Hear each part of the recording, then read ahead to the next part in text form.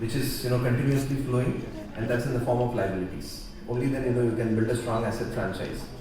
There are multiple approaches that you can take towards building liabilities. One is have a concentrated set of lenders who can sort of grow with you, increase their exposure as they go along. Or you have a diverse set of lenders, and then they are available to you because there are going to be some people who will be happy to lend at points of time, at various other points of time, they may not be okay. So from a 5-star perspective, we have adopted the second approach. We have today almost 50 plus lenders on our debt table. Despite having only about 2,500 crores of borrowings, we have ensured that a lot of people have exposure to the company, understand the company, despite having a smaller exposure. So when the time comes for growth, it becomes that much more easier for them to increase their exposure and help the company grow. Not just in terms of the number of lenders, what we have also done over the last 4-5 years is to build an expertise in catering to the wants of the various lenders. Some of them prefer term loans, like you take banks, they are happy lending through term loans. Capital market participants would want either non-convertible debentures. Market-linked debentures are the flavor of the last few years. We have also done securitization transactions. In the month of March 22, we did an external commercial borrowing. This is a dollar-denominated debt that we took from a developmental financial institution based out of Sweden.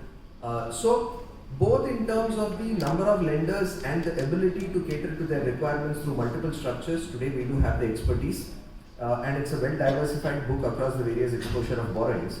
What this has actually helped us is bring down our cost of funds from about 12.07% in FY 2020 all the way down to 10.5% in FY 22. So there has been a reduction of almost 160 basis points that we have achieved over the last 2.5 years, despite stress situations like COVID.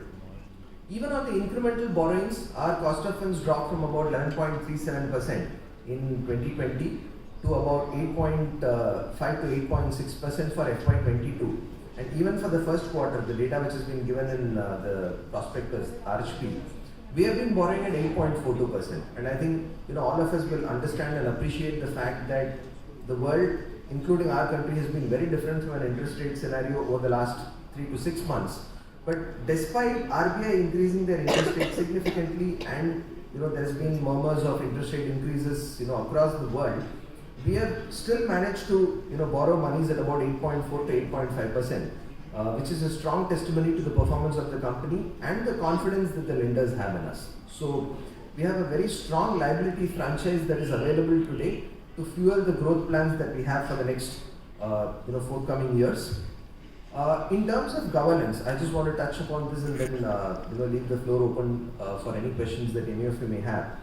One of the things that we take it very seriously is to have a very strong governance mechanism, which is why both in the board as well as the management team, we have built a very strong set of people who have significant and immense experience in the field of financial services. Mr. Pati is the chairman and managing director of the company. We have 4 directors of eminence, independent directors. Ms. Bama Krishnamurthy and Mr. Anand Raghavan joined the company about 6 years back. Ms. Bama Krishnamurthy used to be the chief general manager of SIDBI, and Mr. Anand Raghavan used to be a senior partner with Ernst & Young. They chair the nomination remuneration committee and audit committee respectively. Over the last about 1.5 years, we have also brought in Mr. T.T. Srinivasa Raghavan. Needs not much introduction. He used to be the managing director of Sundaram Finance, was a Sundaram Finance veteran. And very recently, we have inducted Mr.